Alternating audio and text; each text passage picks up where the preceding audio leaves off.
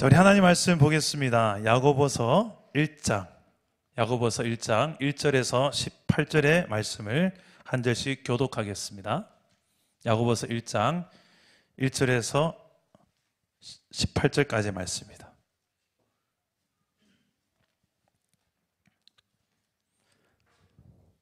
자, 오늘부터 우리 금요 성령 집회 야고보서를 살펴볼 텐데요. 오늘 첫 시간입니다. 야고보서 1장 1절에서 18절까지의 말씀을 한 절씩 교독하겠습니다. 제가 먼저 1절 읽겠습니다. 하나님과 주 예수 그리스도의 종 야고보는 흩어져 있는 12지파에게 문안하노라. 온전히 기쁘게 여기라. 이는 너희 믿음의 시련이 인내를 만들어내는 줄 너희가 알미라. 이는 너희로 웅자하고 얻게 하려 함이라. 너희 중에 누구든지 지혜가 부족하거든 모든 사람에게 후히 주시고 꾸짖지 아니하시는 하나님께 구하라. 그리하면 주시리라. 구하고 조금 더 의심하지 말라. 의심한 자는 마치 바람에 밀려 요동하는 바닷물결 같으니 이런 사람은 무엇이든지 주께 얻기를 생각하지 말라. 낮은 형제는 자기의 높음을 자랑하고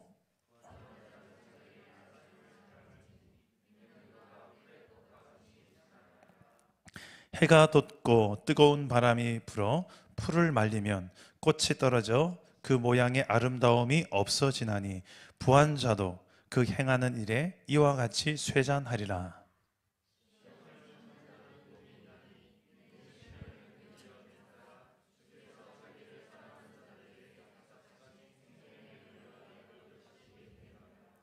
사람이 시험을 받을 때에 내가 하나님께 시험을 받는다 하지 말지니 하나님은 악에게 시험을 받지도 아니하시고 친히 아무도 시험하지 아니하시느니라.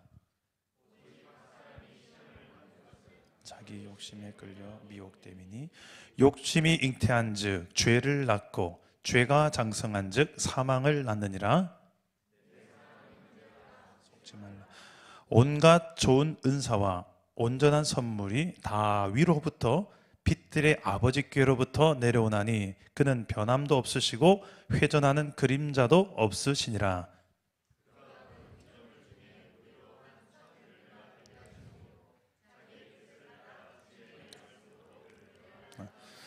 아멘. 오늘도 말씀으로 찾아오시는 주님 만나기를 축복합니다.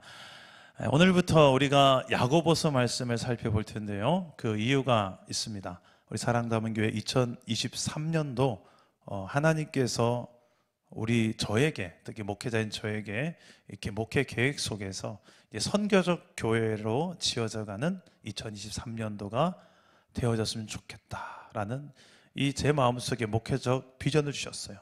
그래서 선교적 교회가 무엇인가? 선교적 교회는 그냥 저 단기 선교 많이 가고 선교 헌금 많이 하고 그 정도가 아닙니다. 그건 당연한 거고요. 그거 외에도 우리가 우리의 삶의 모든 영역에서 선교적 삶을 살아가는 거예요.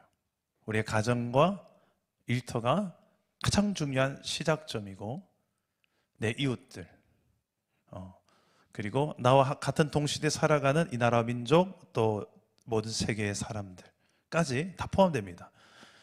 내가 지금 이 시대 이 지역에서 살아가는 이유가 결국은 이 선교라는 것을 우리가 인식하면서 그 선교적 부르심에 우리가 순종하는 마음으로 살아가겠다는 거죠. 그런 교회가 이 선교적 교회입니다. 이 선교적 교회는 예배당 중심의 교회가 아니고요. 예배당 바깥 중심의 교회입니다.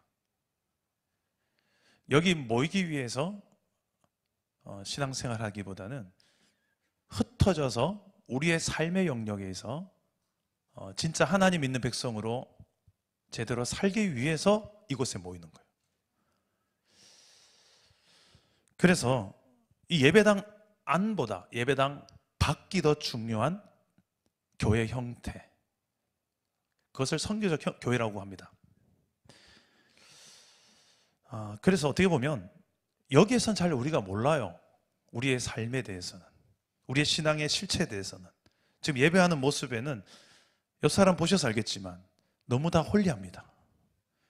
저 사람이 나보다 한 100배는 더 홀리해 보이고 나는 좀 초라해 보이기도 하고 다 홀리해요. 그런데 이 예배당 밖만 나가면, 집에만 가면 갑자기 악마로 변화되는, 험한 말도 막 서슴없이 하고, 그냥 눈은 쌍도끼 눈을 뜨고, 얼마나 험담도 잘하고. 예배당 밖만 나가면 하나님이 사라져요. 그냥 이런 우리의 삶의 신앙이 없는 형태가 우리 실천적인 관점에 있어서는 무신론자와 별 다를 바 없는 그런 실천적 무신론자의 이 시대의 문제들을 좀 해결의 문제로 해결할 수 있는 방법으로 우리 사랑담은 교회, 적어도 많은 숫자는 아니지만 우리의 삶에서부터 아주 조그마한 영향력이 있지만 우리의 삶에서부터 이거 출발하자는 겁니다. 이런 운동이 선교적 교회 운동입니다. 그런 관점에 있어서 성경 여러 가지 66권 모든 말씀이 다 좋은 말씀이지만 가장 이런 실천적인, 우리의 삶의 실천적인 적용에 관련된 말씀, 바로 야고보서가 아닐까. 야고보서는 단순히 교리적인 말씀이 아니고요, 실천적인 믿음을 강조하는 실천신학에 관한 말씀입니다. 우린 단지 교리로 이야기하면 믿음으로 구원받는다, 예수 믿으면 천국 가, 이 교리적인 것들을 좀 더 어떻게, 왜 그렇습니까? 이런 교리적인 공부를 할 필요도 있습니다만 이미 우리 한국교회는 대부분 다 이런 교리적인 부분들은, 이런 인포메이션들은 한국교회 성도들이 대부분 많이 들어서 알고 있어요. 근데 더 중요한 것은 이제 그걸 안다면 정말 하나님이 계시고 하나님 나라가 존재한다, 이런 것을 정말 믿는다면 우리의 삶의 실천적인 영역에 있어서 좀 달라져야 되지 않을까. 그 달라진다는 게, 좀 구별된다는 게 구체적으로 어떤 영역에서 어떻게 다르냐, 이런 질문들 앞에 우리가 서야 된다는 거죠. 그런 관점에서 야고보서는 너무 중요한 우리의 실천 신앙의 관점에 있어서는 좋은 텍스트가 됩니다.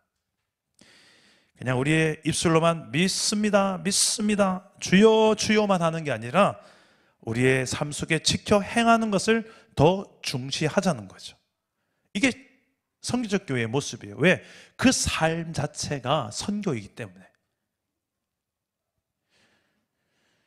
그리고 한 가지가 더 있다면, 우리가 살아가는 삶의 현장이 지금 야고보서의 현장과 좀 흡사한 장면들이 많습니다. 야고보서는 세상의 고난을 겪어가면서 예수를 믿는다는 이유로 손해를 봐야 되고 박해를 당해야 되는, 손해를 봐야 되는 그런 시대 속에 예수님의 동생이었던 야고보가 그 시대에 흩어져 있는 교회를 향하여 썼던 편지입니다. 그 핍박 속에서 타협할 것인가? 타협하면 좀 편한 생활이 펼쳐지기 때문에, 그 신앙을 타협하면 세상적으로 즐길 수 있는 것도 훨씬 더 많아지기에, 그 유혹 앞에서 이렇게 마음이 갈등하고 있는 성도들에게 이렇게 살아야 된다, 그 삶의 지침서가 되는 게 또 야고보서입니다. 참 많은 유혹거리가, 그리고 위협거리가 많이 존재했던 시대가 이 야고보서를 썼던 그 초대교회 당시 시대였습니다. 초대교회는 왜 이렇게 오늘 말씀 1절에 보니 흩어져 있는 12지파라는 표현을 썼냐면, 고난을 피해서, 박해를 피해서 흩어졌었어요. 스데반이 순교한 이후에 본격적인 박해가 시작되었는데, 그래서 믿는 자들이 핍박을 당하는데, 그 핍박을 주는 장본인이 누구냐면 가장 힘이 되어줘야 될 유대인들이었습니다. 그것도 종교 지도자들이었고요. 제사장들, 또 서기관들, 이런 하나님의 말씀 율법의 대가들이 오히려 예수 믿는 자들을 잡아서 그들을 위협하고 옥에 가두던 일을 했던 장본인들이었습니다. 그리고 당대에도 로마의 식민지로 살았던 이스라엘 시대였습니다. 로마로부터 이런 정치적인 이런 압박이 아주 상당했던 시대. 그래서 그 시대는 모든 총체적 난국이었어요. 그 상황 속에서 로마의 눈치도 봐야 되고, 또 예수를 믿지 않은 유대인들, 그리고 영적 지도자들의 눈치도 보이는 그 가운데 내가 예수를 선택하고 예수를 믿겠다고 한다는 것은 어마어마한 결정이죠. 그래서 그 당시에 은밀한 그리스도인, 침묵하는 증인으로 살고 싶은 유혹들이 상당히 많았던 시대입니다. 지금 우리가 사는 시대는 어떻습니까? 우리는 이미 3년 동안의 코로나 시대를 겪으면서 여기까지 왔습니다. 코로나가 없던 시절에도 세상 속의 직장에서, 학교에서, 친구들 사이에서 나는 예수 믿는 사람입니다, 나는 교회 다녀요, 이렇게 내 정체를 밝히고 살아간다는 것이 얼마나 많은 것들을 내가 포기해야 되고 또 손해를 봐야 되는지, 그런 환경 속에 있는 성도들이 참 많았지만 이 코로나 시기가 닥치니까 더 심각해진 상황들이 많이 생겼죠. 이런 시대 속에서 우리가 그 세상 속에서 비굴하게 타협하지 않고 산다는 것이 얼마나 쉽지 않은지를 경험하며 왔었습니다. 그리고 세상 나라의 유혹들 속에서 내 마음을 즐겁게 해줄 것 같은 수많은 유혹거리 앞에서 더 온라인 속에 많은 시간을 보내야 됐던 이 코로나 시대 속에서 그런 여러 가지 내 마음을 즐겁게 해줄 것 같았던 온라인 속의 게임과 여러 가지 미디어 문화와 이런 것들 속에서 저도 요즘 한 번씩 유튜브를 보는데 드라마입니까? 영화입니까? 이렇게 압축해서 한 15분, 30분이면 그 엄청나게 긴 분량을 압축해서 스토리를 너무 재밌게 짧게 요약을 해놓은 영상들이 많더라고요. 그걸 한 편을 보면 너무 재밌는 거예요. 저는 한 편을 보고 나서 흐뭇한 마음이 들었어요. 어떤 흐뭇한 마음이 들었냐면, 한 전체 풀 영상을 다 보려면 한 10시간 이상 들어가야 될 내용인데, 야, 30분 만에 이걸 다 봤다, 이 흐뭇함이 있더라고요. 이제 내용도 다 알고 나도 이 영화 봤다 말할 수 있으니까 흐뭇하더라고요. 적어도 나 이 드라마에 시간을 허비하지 않았고 중독되지 않았다, 이 흐뭇함이 있더라고요. 근데 좀 시간이 지나고 나니까 그 짤막한 영상을 제가 여러 편을 보더라고요. 짤막한 영상을 한두 편만 보는 게 아니라 계속 그 유튜브를 트니까 그게 떠올라오는 거예요. 야, 요 드라마도 재밌겠네. 야, 요 영화도 재밌겠네. 볼거리들이 왜 이렇게 많은지요. 지금 유튜브의 신세계, 야, 그리고 그것뿐입니까? 뭐 틱톡이라든지 뭐 여러 SNS에 올라오는 글과 뭐 웹툰이라든지 다양한 볼거리들이 클릭 한 번이면 스마트폰 안에서 내 눈을, 내 마음을 위로해주고 즐겁게 해줄 세상이 내 손 안에 있소이다, 이런 시대잖아요. 딱 세 분만 저를 공감해 주실 것 같네요. 또 저만 그런 눈빛으로, 저는 약간 이렇게 좀 타락한 생활을 하고 있는 것 같습니다. 근데 코로나 시대 속에서 온라인 시대가 이제 필수화되어진 이 시대 속에서 너무나도 가까이, 더 가까이 와 있는 우리를 잠깐만 눈만 돌리면 얼마든지 내 눈과 내 마음을 위로해 줄 것 같은 세상이 우리 옆에 줄을 서 있습니다. 물론 그 모든 게 다 죄라고 말하기 힘들어요. 그러나 그것에 내 마음이 지배당하고 빼앗기고 내가 할 일조차도 못하게 되고 이런 삶에 무너지는, 자꾸만 미혹되고 지배당하고 정복당하기까지 되는, 이게 한 번에 되는 게 아니라 서서히 되어가지 않습니까? 자, 이런 시대 속에서 지금 예수님을 나는 믿습니다, 내 삶의 어디를 봐서 당신이 정말 예수를 믿는 사람이냐라고 질문한다면, 여러분, 내 삶의 어떤 한 부분을 딱 꺼내가지고 보여줄 자신 있습니까? 이런 우리가 살고 있는 이 시대 속에 우리의 고민이 지금 야고보서에 살아가는 그리스도인, 예수 믿는 사람들의 했던 고민들이에요.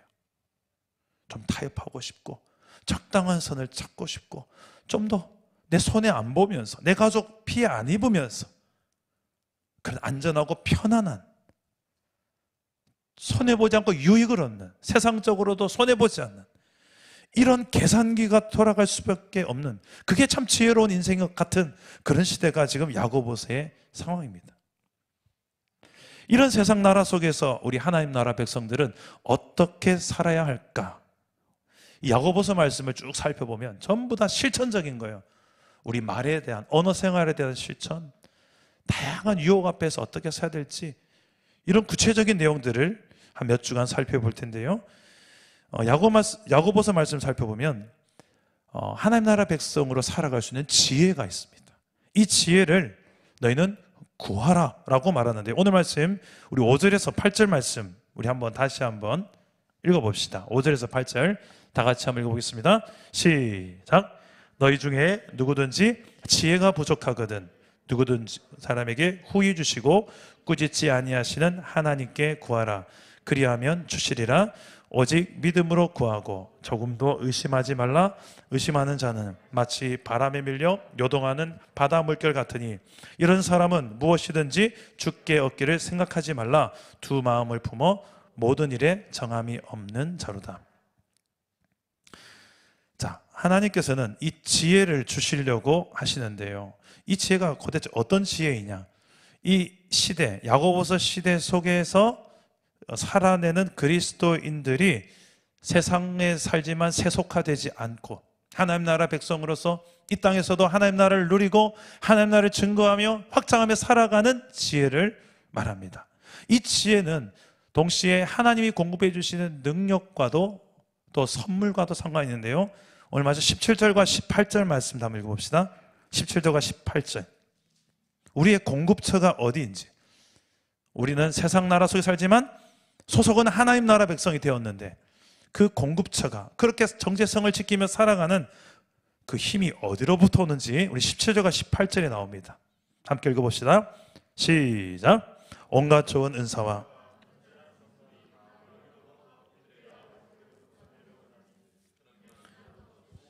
회전하는 그림자도 없으시니라.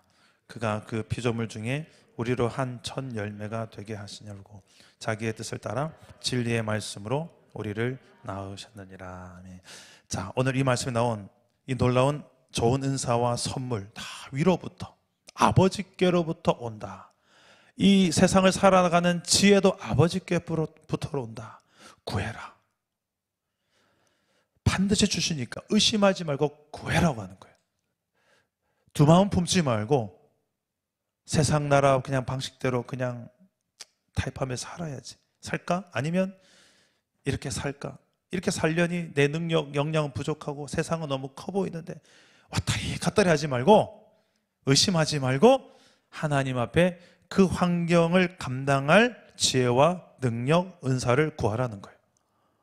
하나님은 반드시 주시기 때문에 오늘 밤에 구할 수 있는 밤이 되기를 축복합니다. 그 처음 이야기를 하나님 나라 백성들이 시련에 대한 자세를 먼저 이야기합니다. 수많은 시련을 당하는 시대 속에 지금 야고보서를 썼기 때문에 시련, 어떤 고난, 시련을 당했을까? 그리고 그 시련을 대하는 믿음의 자세는 무엇일까? 따라서 해봅시다. 시련을 대하는 믿음의 자세. 자, 시련을 대하는 믿음의 자세는 크게 두 가지입니다. 하나는 인내하라는 것이고 하나는 기뻐하라는 것입니다. 따라서 해봅시다. 인내하라. 그리고 기뻐하라. 인내하라는 것은 참아내라는 거. 근데 기뻐하라는 것은 도대체 왜 이 힘든 고난 속에서도 기뻐하라는 것일까? 그 인내의 결과가 우리를 온전케 하는 성숙에 이르게 하기 때문입니다. 우리 3절 말씀 보시겠습니까? 3절과 4절 말씀을 같이 한번 읽어봅시다. 시작. 이는 너희 믿음의 시련이 인내를 만들어내는 줄 너희가 알미라. 인내를 온전히 이루라. 이는 너희로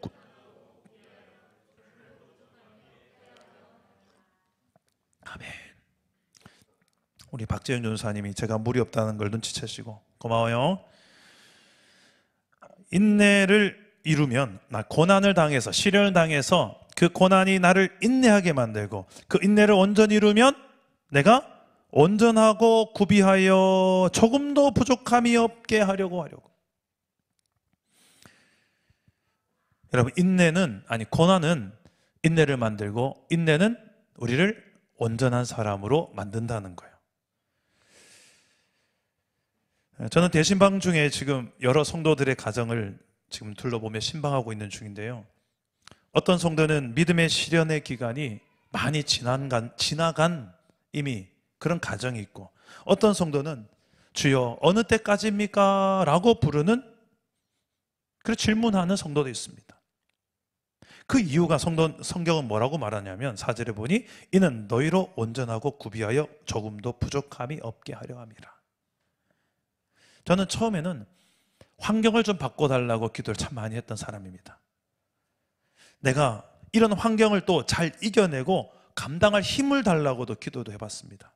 그런데 나중에는요, 시간이 지나고 나니까 하나님께 저에게 응답하시는 것은 네가 바뀌어야 되는 게 있다라고 하는 거예요. 저는 제가 바뀌어야 된다 생각해 보기보다는 저 사람이 더 바뀔 게 많은 것 같은데요. 그리고 저 사람이 하는 것을 내가 감당해낼, 버텨낼 힘을 주시기를 구했는데, 문제의 초점을 저쪽이 아니라 하나님은 내 안을 비춰보시게 하셨습니다. 조금 더 내 안에 온전해져야 될 영역들을 비춰주셨어요. 상처가 치유돼야 됐고, 또 결핍이 채워져야 됐고, 다양한 내 안의 문제들을 시련을 통해서 제 모습을 보여주셨습니다. 그래서 제 인생을 뒤돌아보면 수많은 시련의 연속이었다 해도 과언이 아닐 것 같습니다. 그 시련이 없었더라면 대부분의 시련은 제 힘으로 감당해내기 힘든 일 아니면 사람이었어요. 어쩜 그렇게 저희가 지금까지 걸어왔던 길 속에 저랑 좀 전혀 성향이 다른 분들을 만나게 하시는지 모르겠습니다. 제가 지금까지 교회를 한 5군데 교회를 한 22년 동안 섬겼는데요. 다 담임 목사님과 제 파트너십의 이제 목사님들 대부분이 제 성향과 정반대의 성향들이에요. 그렇게 살다가 제가 35살에 결혼을 했는데, 알고 보니 좀 결혼하고 좀 이제 내 눈에 콩깍지가 벗어지고 나니까 내 옆에 사는 그 여자가 저랑 달라도 이렇게 다른 여자인 줄 몰랐죠. 180도 다르더라고요. 제가 모셨던 모든 담임 목사님도 반야교회 이승희 목사님, 또 경산조회 김종호 목사님, 그 앞에 있는 목사님 다 저랑은 달라도 이렇게 다를 수 없어요. 그리고 교육자실에 있는 모든 부목사님도 다 저랑 너무너무 다른, 그 다름 때문에 얼마나 많은 서로 간의 불편함과 충돌이, 또 못마땅함이 존재할 수 있겠습니까? 그런데 참 그런 과정들 속에서 제가 얼마나 많이 다듬어졌는지를 생각해 보니까, 이게 하나님 주신 복이구나. 그리고 제가 감당해야 되는 사명도 좀 만만한 사명이 한 개도 없는 거예요. 왜 이렇게 부담스럽고 내 역량 바뀌고 이 정도는 자신 있습니다라고 말할 수 있는 게 하나도 없는 거예요. 늘 부담스럽고 제 역량 바뀌고, 거의 99%가 다 그랬어요. 물론 사랑나무교회 담임 목회도 마찬가지고요. 그런 제 사명과 만나는 동력자들, 그리고 공동체 모든 게 대부분이 다 일단 시련의 구조가 너무 많았던 것 같아요. 그 시련의 구조 속에서 때로는 서운하기도 하고 서운함 받기도 하고 상처를 주기도 하고 상처를 받기도 하고 티격태격합니다. 먼 곳에서 시련이 일어나지 않고 내 삶의 가정에서, 또 교회에서, 일터에서, 이런 곳에서 시련이 일어나잖아요.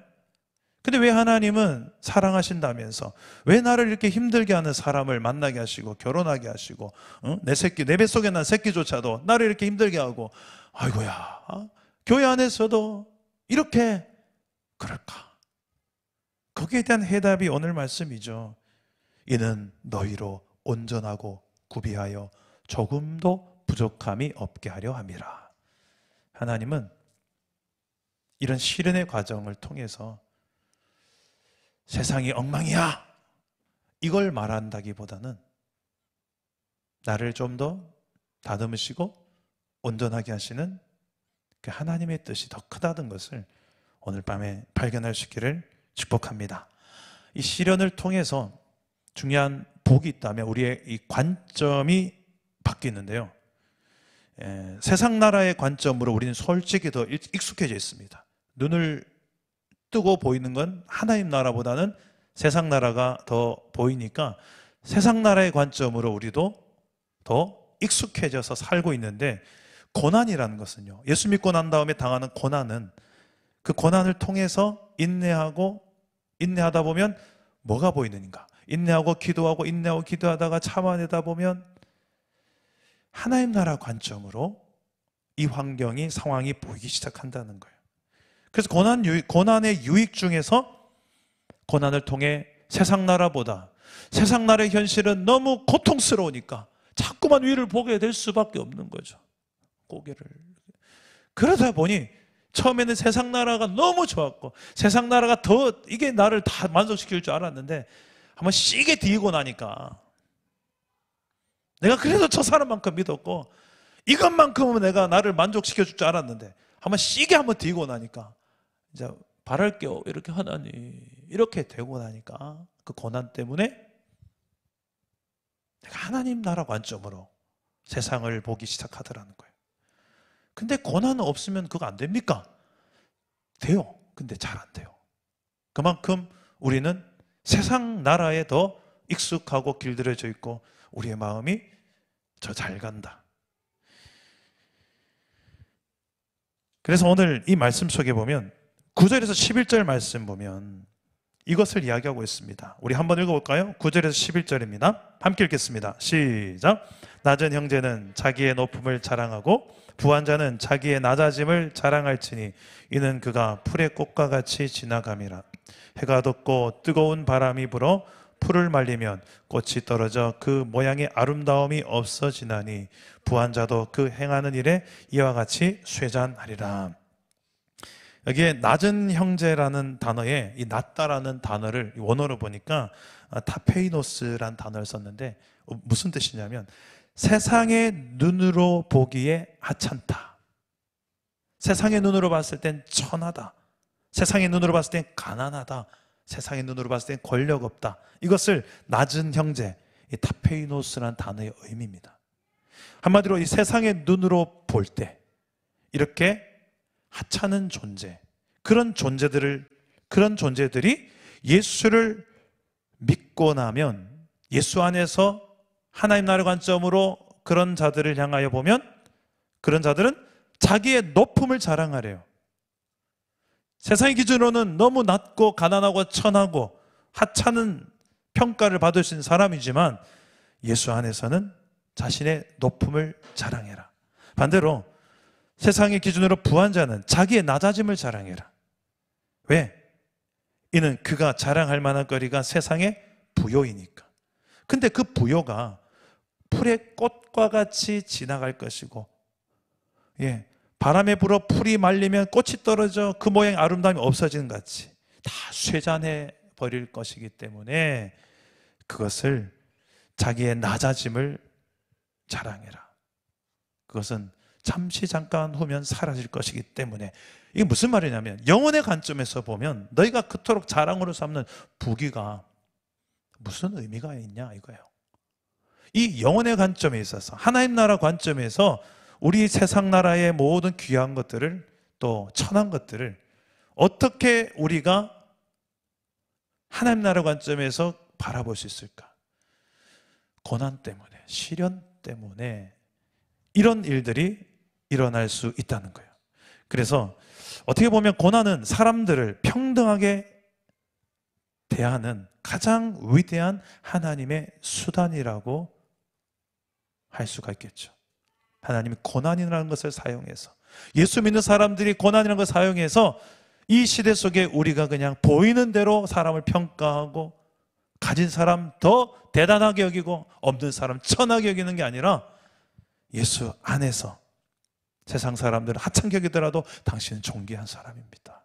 당신을 위해서 하나님은 아들을 십자가에 내어주셨습니다. 당신은 그만큼 소중한 사람입니다.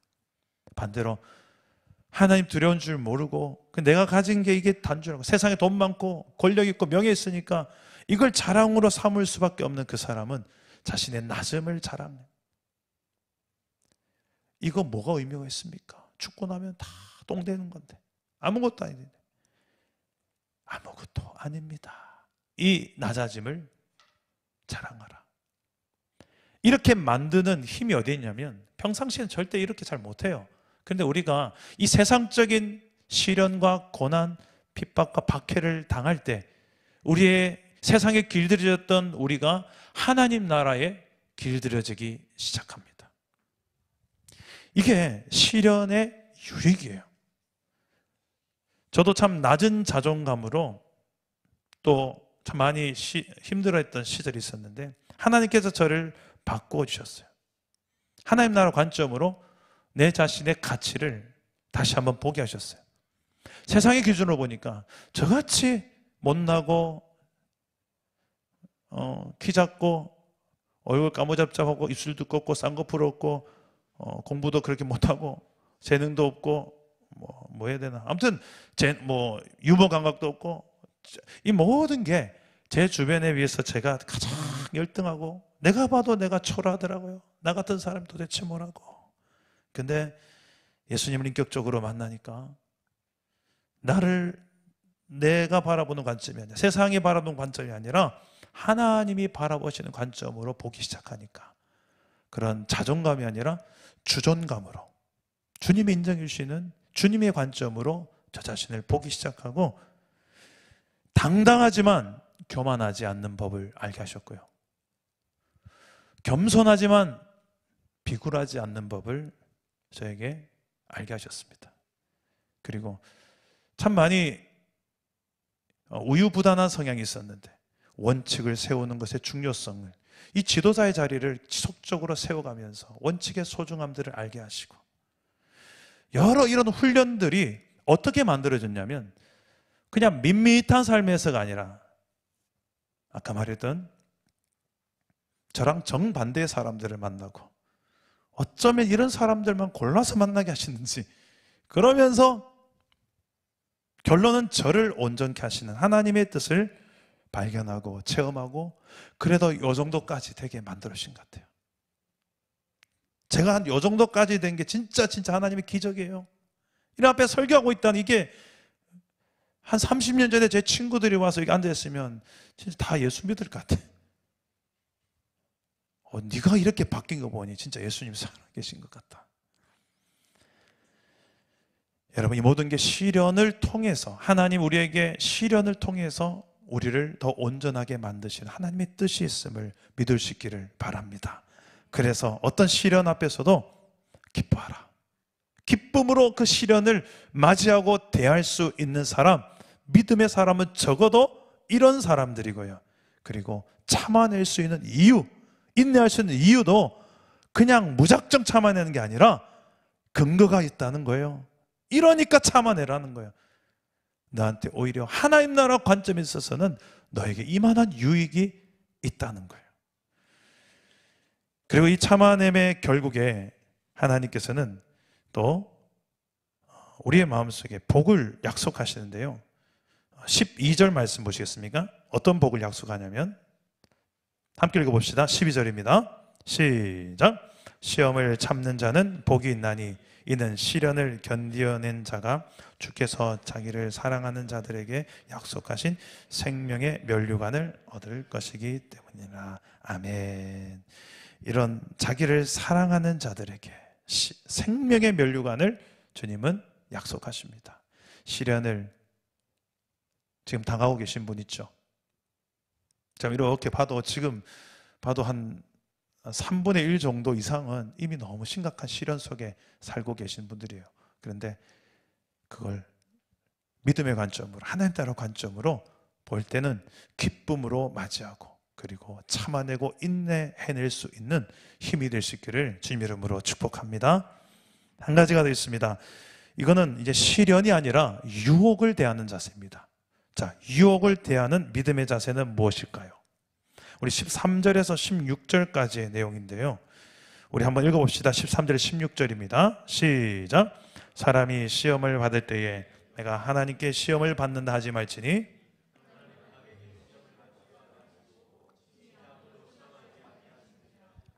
오직 각 사람이 시험을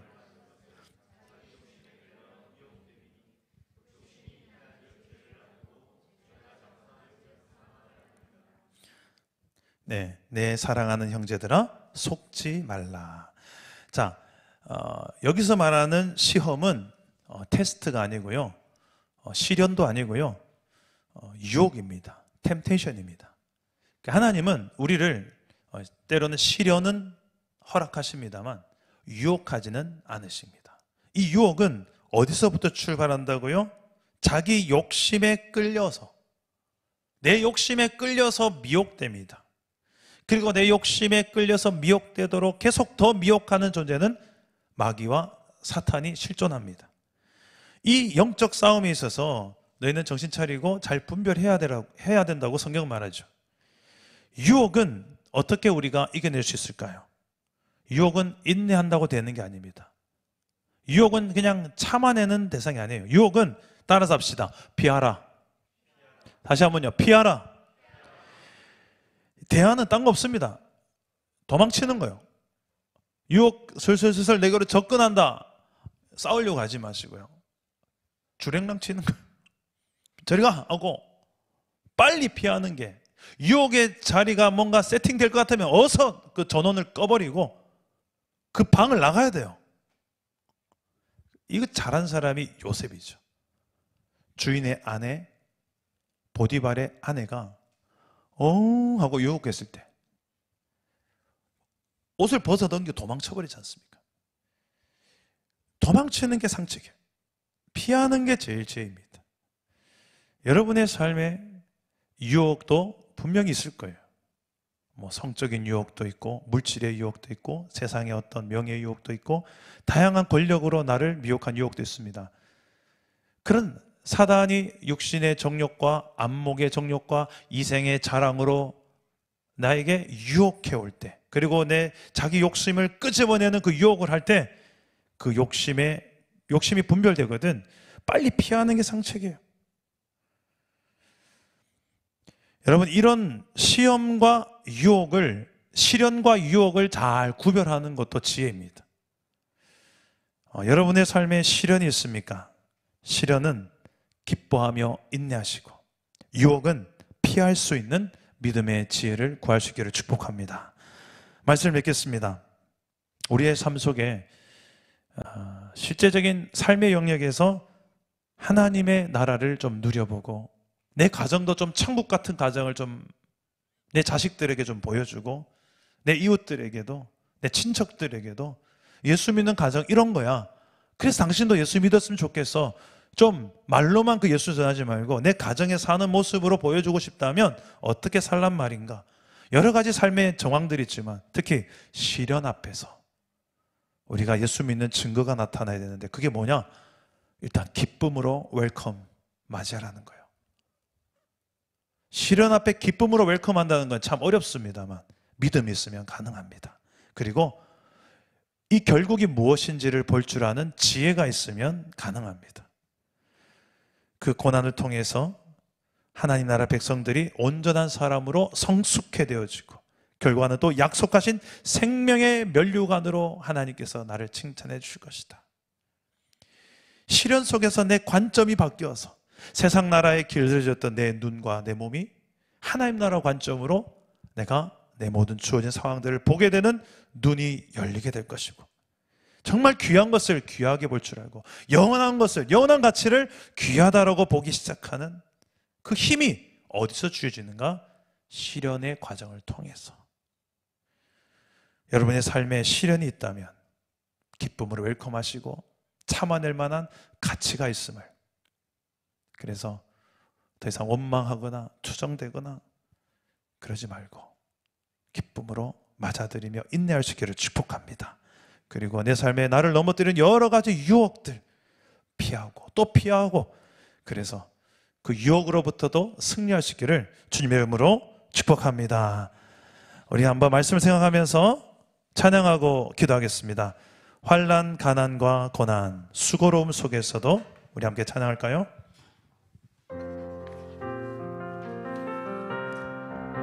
오늘 말씀을 생각하면서 함께 찬양합시다.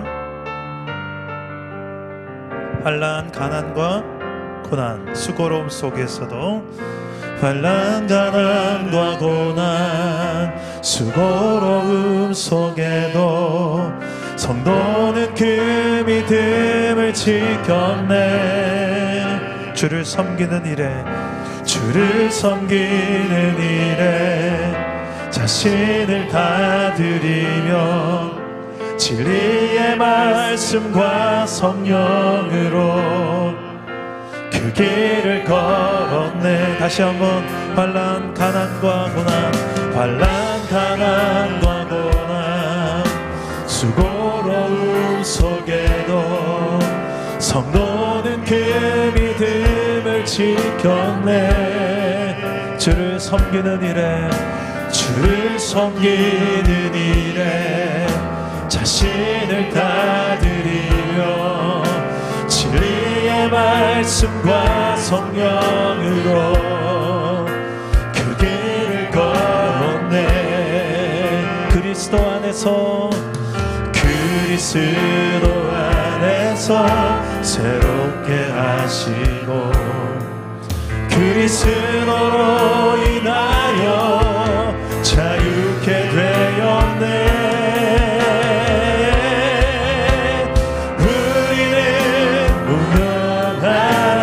유명한 자요 죽음의 위기 속에도 참 생명 가졌고 근심하나 기뻐하며 가난하나 다른 일을 부욕해 하는 자 우리는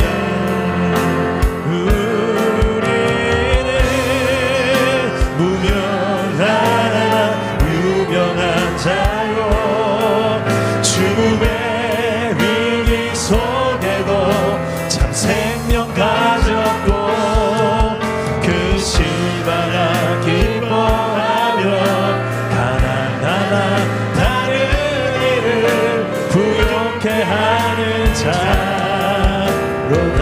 한번 더 고백할까요? 환난 가난이 와도 환난 가난과 고난 수고로움 속에도 성도는 그 믿음을 지켰네. 주를 섬기는 일에 주를 섬기는 일에 자신을 다 드리며 진리의 말씀과 성령으로 그 길을 걸었네. 그리스도 안에서 그리스도 안에서 새롭게 하시고 그리스도로 인하여 자유케 되었네. 우리는 무명하나 유명한 자요 죽음의 위기 속에도 참 생명 가졌고 근심하나 기뻐하며 가난하나 다른 일을 부욕해 하는 자 우리는 무명하지만 우리는 무명하나 유명한 자요 죽음의 위기 속에도 참 생명 가졌고 근심하나 기뻐하며 가난하나 다른 일을 부욕해 하는 자로다. 모든 것 가진 자로다. 모든 것 가진 자로다. 모든 것 가진 자로다. 모든 것 가진 자로다. 네. 정말 예수 안에서 우리는 모든 것 가진 자인 줄 믿습니다. 환난이 있고 고난이 있는 그 초대교회 성도들이요 다 대부분 가난했습니다. 가난할 수밖에 없었어요. 초대교회 시절의 성도들이 대부분이. 그런데 그 가난한 가운데 누구보다 구제하고 이웃을 부욕해 하는 삶을 살았습니다. 각자 자기가 가진 것을 자기의 것으로 여기지 않고 서로 통용하며 나누기 시작했기 때문입니다. 저도 목회를 해보니까 많이 가진 사람이라서 많이 있기 때문에 나누지 않더라고요. 오히려 없는 자가 더 많이 나누더라고요. 마음은 더 부유하더라고요. 하나님 나라의 원리가 좀 그래요. 세상적으로는 궁핍하고 가난한 자나, 그런 고난과 가난과 핍박 속에서 하나님 나라에 더 길들여지다 보니까 그 하나님 나라의 풍요한 삶을 살더라고요. 여러분, 물론 믿음 좋은 부자도 있습니다. 그러나 그것은 마치 낙타가 바늘귀 들어가는 것만큼이나 흔하지 않습니다. 그만큼 세상은 강력합니다. 물질, 권력, 명예, 쾌락, 이런 세상적인 가치 앞에서 우리는 너무 속수무책으로 타협하고 그냥 내려놔 보일 때가 얼마나 많습니까? 오늘 이 시간에 정말 고난을 대하는, 특히 이 시련을 대하는 나의 자세가 기쁨으로 변화되게 하여 주시옵소서. 그래서 기쁨으로 참아낼 수 있는, 그래서 좀 더 성숙한 관점을 가지고 세상 관점으로 사는 게 아니라 하늘에 속한 자답게 하나님 나라 관점으로 내 현실을 해석할 수 있는 눈을 주시고, 그리고 수많은 유혹 앞에 내 마음을 빼앗기지 않고 거기에 내 마음의 만족을 자꾸 찾으려 가지 말고 유혹은 피하고 그 하나님 나라에 내 마음을 두고 살아갈 수 있는 하나님 나라 백성으로 누리고 증거하며 살아갈 수 있게 하여 주옵소서. 그런 우리의 가정 만들게 하여 주옵소서. 우리 사랑 남은 교회 공동체 만드는 종이 되게 하옵소서. 우리 주님 세 번 찾고 오늘 말씀 붙들고 기도합시다. 주님 찾습니다. 주여, 주여, 주여. 아버지 하나님, 오늘 말씀을 붙들고 기도합니다. 우리의 삶의 현장이 선교적 교회로서 우리가 살아 하나님 나라를 정말 우리 삶에서 이루어갈 수 있도록 도와주십시오. 수많은 시련과 고난 속에서 하나님 원망하고 불평하며 짜증과 아버지 너무 힘겨운 마음에 아버지 하나님 많은 사람들을 탓하고 아버지 하나님 무너져 내렸던 나의 마음과 믿음들을 주여 불쌍히 주시옵소서. 오늘 가운데 하나님 우리를 부르셔서 하나님 말씀 앞에 우리를 세우셨사오니 이 말씀이 하나님 우리를 새롭게 하고, 우리 하나님 비록 세상으로 봤을 때는 가난하고 우리 세상의 발전을 봤을 때는 너무나도 무능력하며 너무나도 낮은 비천한 자로서 우리 지금 어떨지 모르겠지만 하나님 나라 관점에서 우리가 얼마나 부유한가 하며 세상 나라의 기준 앞에 흔들리지 않는 신을 진정한 나라의 가치를 가지고 달려갈 수 있는 주의 종들이 되게 하여 주시고, 아버지 하나님이여 더 이상 이 하나님 세상의 종이 아닌 하나님 나라의 종으로 우리가 살아갈 수 있도록 도와주십시오. 내가 여기 있습니다. 우리가 여기 있습니다. 아버지 다음 세대들에게 우리가 정말 보내지 않은 이 유산들이 이 물질의 풍요가 아니라 하나님 나라의 풍요가 무엇인지 알게 해주시고, 아버지 하나님 우리가 하나님 나라의 가치들을 보며 세상 나라의 하나님 나라 관점으로 사는 인생들로 살아갈 수 있도록 아버지 하나님 우리를 연단하여 주시고, 아버지 하나님이여 힘겨운 이런 현실들 속에서 그 하나님의 눈으로 우리가 익숙해져 갈 수 있도록 도와주십시오. 아버지 오늘 밤에 우리의 눈을 변화시켜 주시고 우리의 심령의 마음의 밭을 변화시켜 주시기를 소망합니다. 주여, 내가 여기 있습니다. 우리가 여기 있습니다. 참내 하나님의 뜻이 어디 있는지를 우리가 보며 그 가운데서 우리가 순종하며 내 삶의 현장에서 가정과 일터에서 이 하나님 나라를 경험할 수 있게 하여 주시옵소서. 우리가 이 삶으로 하나님 나라를 증거하는 그런 선교적 교회가 되기를 소망하오니 주여 나를 사용하여 주옵소서. 우리는 비록 무명한 세상에 그런 비천한 자를 닮지라도 하나님 아버지께서 우리를 갇히게 보시고 하나님 나라의 부연자로 우리를 사용할 줄 믿습니다. 주여 우리를 만들어주시고 아버지 하나님 이런 연약하고 하찮은 아버지 하나님 이런 세상에 가는 즐거운 못한 저희들을 하나님 나라의 존귀한 백성으로 부르주시옵소서. 이 세상 속에 하나님 더 이상 비굴한 그런 우리의 삶을 살게 해주시고 하나님 나라 백성으로 당당하게 살게 하시고 교만치 않으면서도 당당한 삶, 비굴하지 않으면서도 겸손한 삶을 살아내는 비결을 알게 해주시고 하나님 가난할 때나 부할 때나 내가 하나님 나라 백성으로서 살아가는 일체의 비결을 배우는 이 자족의 비결을 배우게 하여 주옵소서. 아버지 하나님 이 수많은 시련 앞에서 기뻐하겠습니다. 기뻐하겠습니다. 내 마음은 즐거워하겠습니다. 주여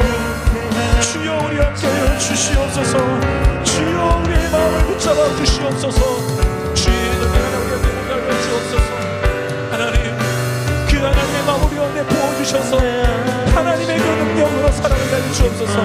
하늘의 문을 열어주셔서 아버지 하나님의 지혜를 주옵소서. 세상을 이기는 지혜를 주시옵소서.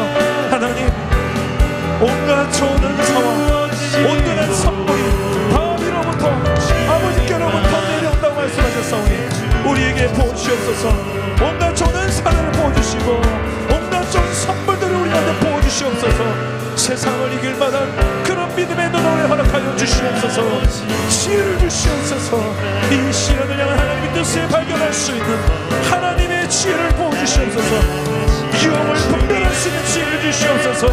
더 나은 것들을 우리가 누릴 수 있는 존재로 지으셨사오니 아버지여, 영원하지 않는 것 때문에 영원한 것을 놓치는 어리석음 먹지 않도록 지혜를 주시옵소서.